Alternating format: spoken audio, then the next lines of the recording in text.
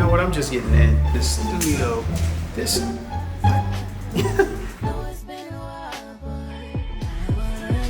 I need you to lay right here, I'm right there, leg like that, on your back, girl you good, I'm right here, throw it down. Let me call you back. Yeah, let me hit you back. Wow. Okay. Aaron, what are you doing, bro? Watching one of my TikTok videos. You watching your TikTok on a 24-foot multi-million-dollar screen? Man, when you look at how good I look on this 24-foot multi-million-dollar screen. Okay. All right, but just let me know when you finish. As soon as the TikTok is over with. Hey, I made something for the Warriors too. That game is tonight, but let me finish this real quick.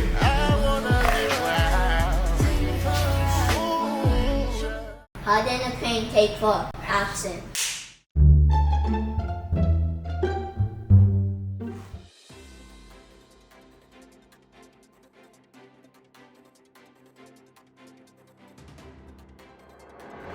Hello, ladies and gentlemen.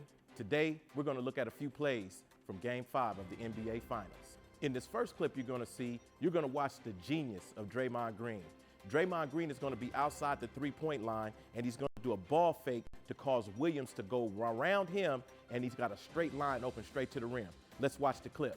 Now here you see Wiggins with the ball. Wiggins backs it out, feeds it out top to Draymond, who does the ball fake, and the lane is wide open for the two-hand flush at the rim.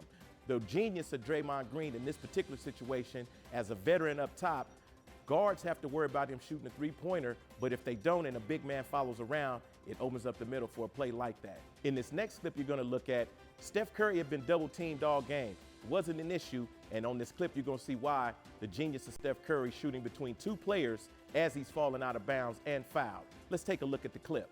Steph Curry with the ball going up to the left side now, and look, the defender goes by, hits him on the hip, and he still hits the three-pointer. Now, understand what I just said. All game long, Steph Curry had double teamed, and he took time to take that shot. In this next clip, you're going to see the genius of Steph Curry's defense during these finals. Steph Curry is going to force Smart not to be able to set his pick and force Jason Tatum to hit a three, which he made, but it was a much tougher shot due to the defense. Let's take a look at this clip.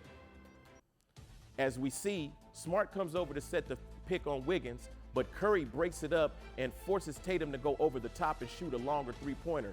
It's a higher degree difficulty shot made by a good player, but the defense is something that the Boston Celtics seen all night long from Steph Curry.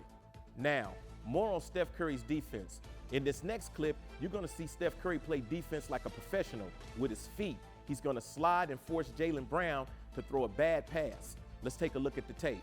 Steph Curry's playing him out, and Jaylen Brown goes in, and Curry moves his feet, and look, Jaylen Brown is on the ground. Because of that, this shot was wide open. It was made, but again, it was Steph Curry playing excellent defense and forcing a high percentage shot. Earlier this year, February the 9th, Klay Thompson came back after 2 years of being off. The next clip I'm going to show you is about the genius of Klay Thompson and him knowing how to use his body to get good position to shoot a wide open three. Let's watch what he does to Marcus Smart on this play. Klay Thompson with the ball here. The defender, Al Horford, goes out, and there's Klay and Marcus Smart sliding all the way to the baseline, looking at the ref to try to get a foul, but it wasn't one there. In my final clip, I want to show you the genius of Steph Curry on offense at the end of the game. Remember earlier I told you that he had been double teamed. He was able to kick the ball out to Poole.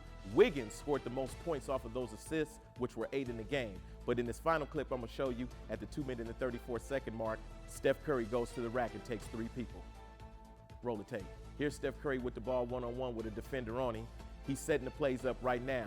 Now he's going with the left. The defenders flash in, and Steph goes all the way in with the left and touch it off the glass.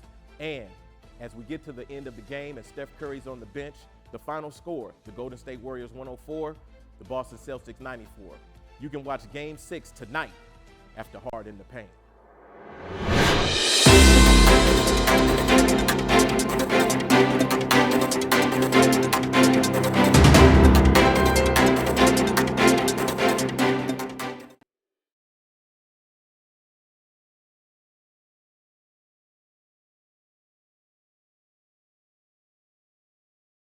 Came in with the green team to play basketball with Prison Sports Ministry against the San Quentin Warriors.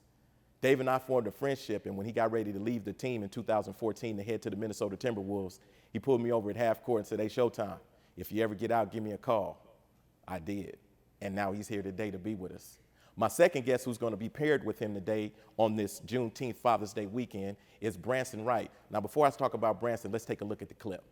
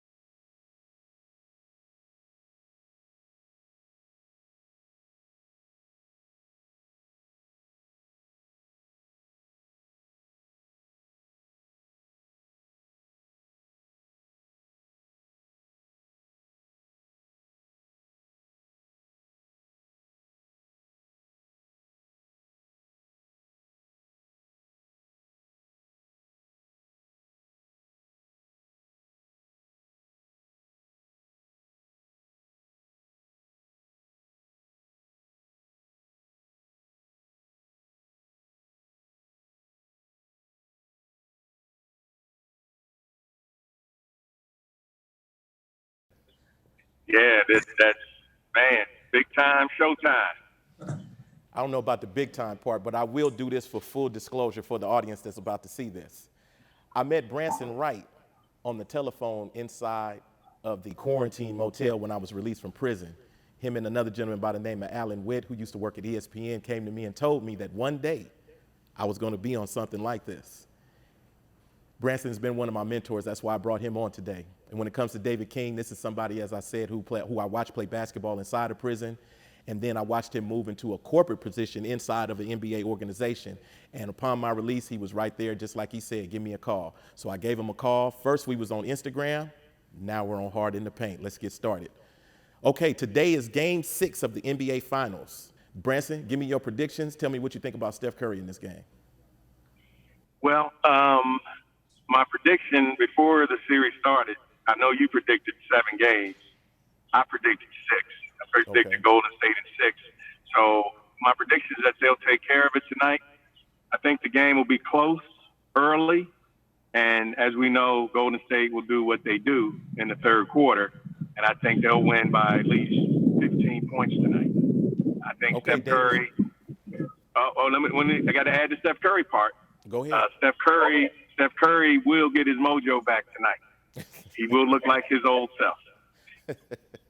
Well, before we go to David, right, I had in the intro, I said that Steph Curry being double teamed opened up the court for Wiggins and Poole a lot, right? So even though he may not have scored the points, he was able to distribute the ball to people who could score. So it's not that bad. I kind of like it. But what you think, David? I think Celtics will take care of business tonight, and then I think Steph will have about 40, and then I think Game 7 Warriors win it at home. That's what I got. In Game 7. Yeah. Excuse me. So what do you think about Klay? I want to see Klay drop 42, but he I don't know. I think he's just got to be solid. He doesn't have to be Klay from 2018. I think he's just got to be solid. What about you, Branson? As far as Klay's concerned, yeah. I don't think Klay needs to have a monster game for Golden State to win tonight. I think it's going to be, as we saw, that the Warriors bench is definitely they have the best of the benches between these two teams. But I think he'll be respectable.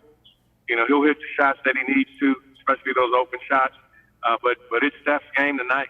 I think he's going to get the MVP, and it's not just based on his performance tonight. It's going to be based on the entire series, but he's going to put an exclamation point on his series with a good performance tonight. Okay. Let's move away from the Warriors, and we'll go to David on this one. David works with the Minnesota Timberwolves. Talk about the Minnesota Timberwolves season, you know, the overall view on it, what you're looking at for next season. And, yeah, we'll just leave it at that for right now. Yeah, it was a fun season for sure. I think that the team came together really quickly. We've got an amazing coach in Chris Finch. Um, I think expectations were maybe not as high as they could have been. We got a lot of talented young guys on the team. I think it was a lot of guys that came together that loved each other on and off the court. I think that showed in the way that they played together. I think Patrick Beverly is a game changer as it relates to culture, and he rubbed off on guys in the right way. I think Anthony Edwards made a big stride as relates to himself on the court, and Karl Anthony Towns is an all NBA talent. So we've got a lot of really, really talented guys that are really young too. So I think that they're gonna start to hit their stride as the next couple of years go on. So we're excited about it for sure. Right, and I definitely agree with Anthony Edwards. That guy right there is exciting to watch. I particularly pay attention to him and to him and Ja Morant. Going over to you, Branson. Come on, we know you're a Cavaliers fan, man. The sword through the sea. Just because I live in Cleveland, I'm a Cavaliers fan. Okay, No, I'll because you take told it. me you was a Cavalier fan. I don't remember telling you that, but just for Okay. the show, Well, I'll correct be me a then, bro. Cavaliers fan. No, I could be, and listen, I could be corrected. I could be wrong. I might have my interviews all mixed up right now. You see me fumbling over my words.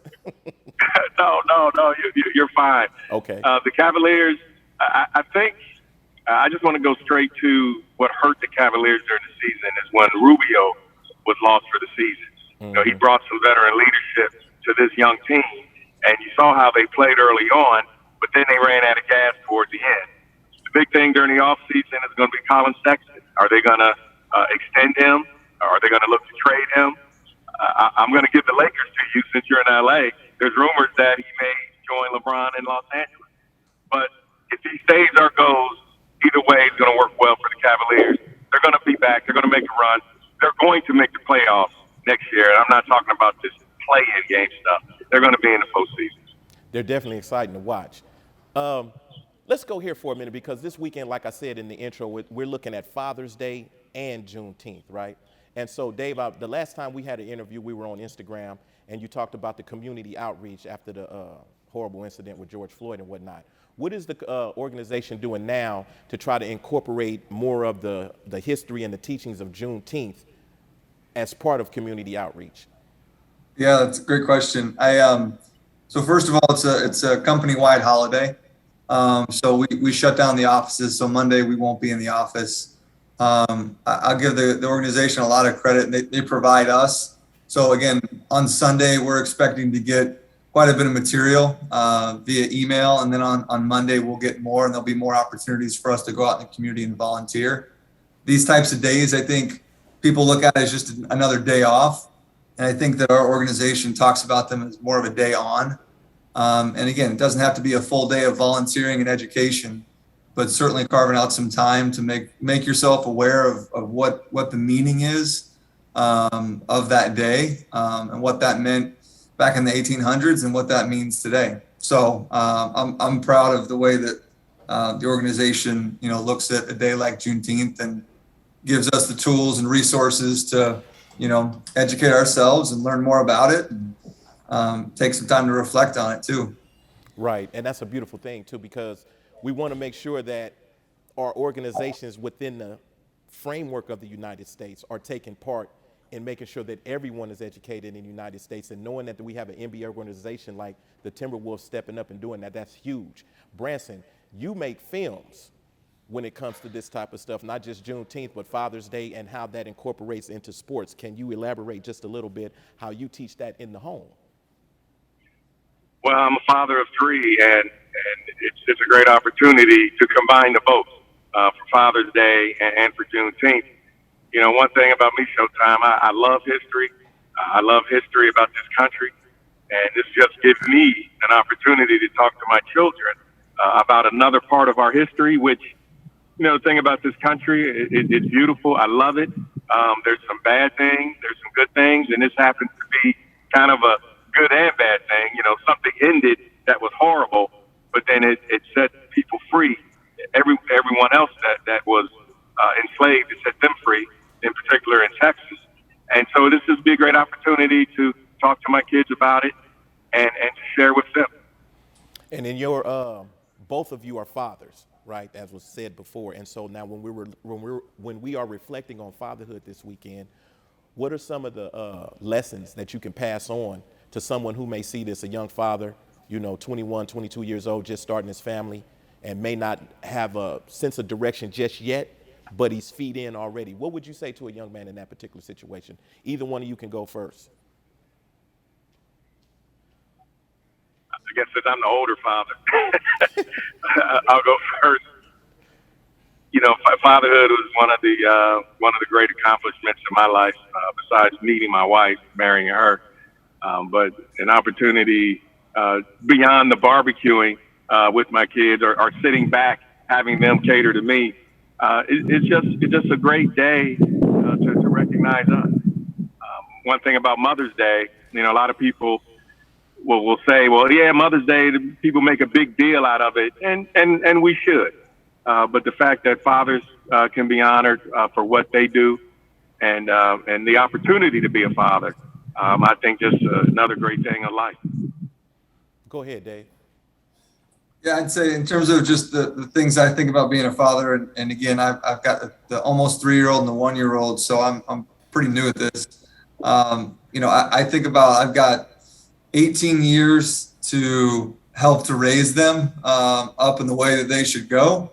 And then beyond that, they're going to be adults and they're going to go on and live their lives. And hopefully I'll be a big part of that, obviously. But so, I think of my son being almost 3, and that's, almost 20% through the time that he's going to be in the house with us. And so I just think about every day as an opportunity for us to teach him. And the same thing with my daughter, as she gets to grow up and become, older than she is, teach them to become, good human beings, empathetic and understanding and thoughtful and loving and caring towards other people. So that starts early, and I know my wife and I are trying to do that right now. And doesn't feel like we always hit the mark, but we got a lot of opportunities every day. So we're trying, but it's the best thing in the world. So what are you guys going to do for Father's Day? Come on, spill the beans. No, don't sit there and look at the look on Dave's face. You see how you were smiling, Branson? Did you see that smile on his face? Right, I saw that. I saw that. Hey, I tell you that I have one rule in my house on Father's Day, and that is I do nothing. I sit back. I don't want to say hopefully, since I predicted in 6 games, but if there's a game 7 on Father's Day, you won't be able to tell me anything. I'm going to be right in front of the television. My family's going to bring me things I like to eat. They're going to cater to me, and I'm just enjoy it. And that's always been I don't want to say the rule. It's been the tradition in our household. Is Father's Day, just let me be. I noticed how he changed that word from rule, right? Yes. But this is Man Cave Sunday. This is Father's Day. It's a rule on that day. It's not a compromise. It's a rule on Father's Day. What you got going on for Father's Day, Dave? I have no doubt that my wife will have something thoughtful planned. But my kids are not the age where they care one bit about it being Father's Day. So I'll be doing whatever my 2-year-old son wants to do. And that's how they come in too. I have a 6-year-old grandnephew by the name of Eric. And when he comes over, everything stops, and all noise and every movement is surrounded by him. Mm-hmm. They take up Sounds space right. and energy. All right, one last thing before we sign off, right? And I definitely appreciate you guys coming on today. I know you guys had busy schedules, and we got game 6 tonight. So let's argue a little bit. Who's the greatest player in the history of the NBA? Yeah, I said Wow. I said the greatest player. I have my pick, but I want to hear y'all's first. Hey, can I reverse this? Can I ask you, what is the criteria to being the greatest player? Give me the criteria. Do you really want me to give the criteria? Yes, I do. Okay, let me put it this way. I know it's your show, but No, I thought I'd ask. I was trying to give it to y'all, but since you want me to do it, here's my criteria. If there is a player who has 0 losses in the NBA Finals, and there's another player who has more than 0 losses in the NBA Finals, then that player with more than 0 losses is not the greatest player of all time. Go. You should see how David's looking at me, Branson.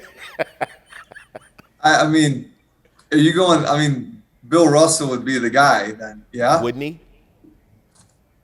More rings than fingers. I would go more towards MJ. I would go more towards MJ, but I get there's an argument for Bill.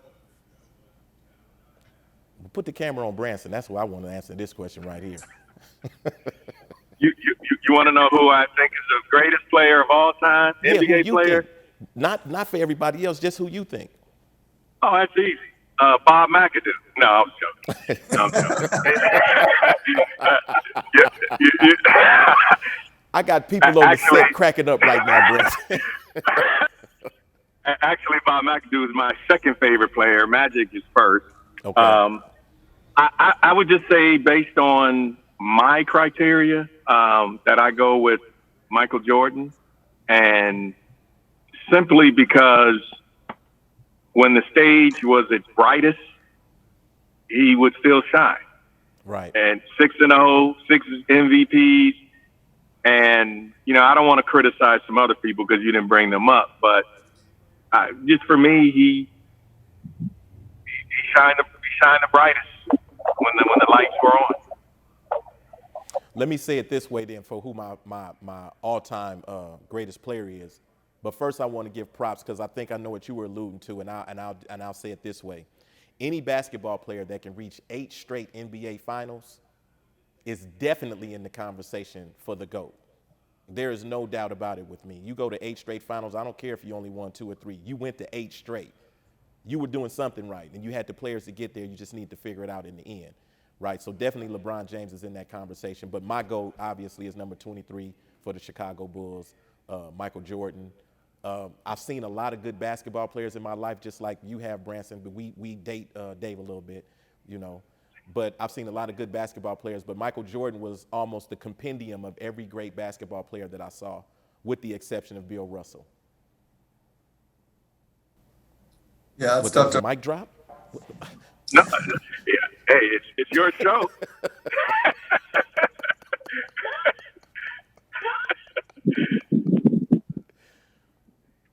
All right, Branson, give us a closing statement, and then Dave, we'll get a closing statement from you.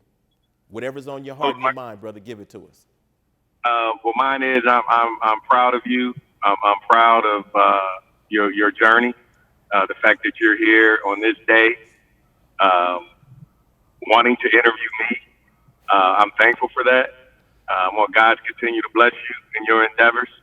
And Hard in the Paint is the show to listen and watch. So I can't wait for the next show. Dave, you've been knowing me a little while, man. What's going on? You got the closing statement. Yeah. Talk to the audience, man. Say whatever's on your heart to them. Yeah, Branson, I think stole a little bit of my thunder too, but I was just going to say that again, it's inspirational to see you doing what you're doing. To even last time we talked on the show, which was, 8-9 months ago, to now doing, and again, just to see how it's continuing to grow, how you're continuing to grow and do great things. Again, I'm super blessed to know you. And like Branson said, I hope next time we get that full 90 minutes and we can go a little bit deeper on some of these things. But I appreciate you thinking of me to be on and to talk through and to get a chance to meet Branson too. Look, I hate to drop a joke right here, but I got receipts on everybody who came on Hard in the Paint on Instagram. If you don't come on my show, I'll just start showing receipts, the bad stuff. I've been doing some arm twisting lately. I'm learning the rules to the game that you can't just walk, hey, will you be on my show? I got a receipt on you. Right. Ladies and gentlemen, my guest today has been David King, Vice President of Corporate Partnership for the Minnesota Timberwolves, and one of my mentors, Branson Wright of Branson Wright Films. Ladies and gentlemen, you have been Hard in the Paint. In my head now I'm swimming, girl I can't tell what you thinking. What's in your cup, baby girl, what you drinking? I think I poured too much, now I'm sinking.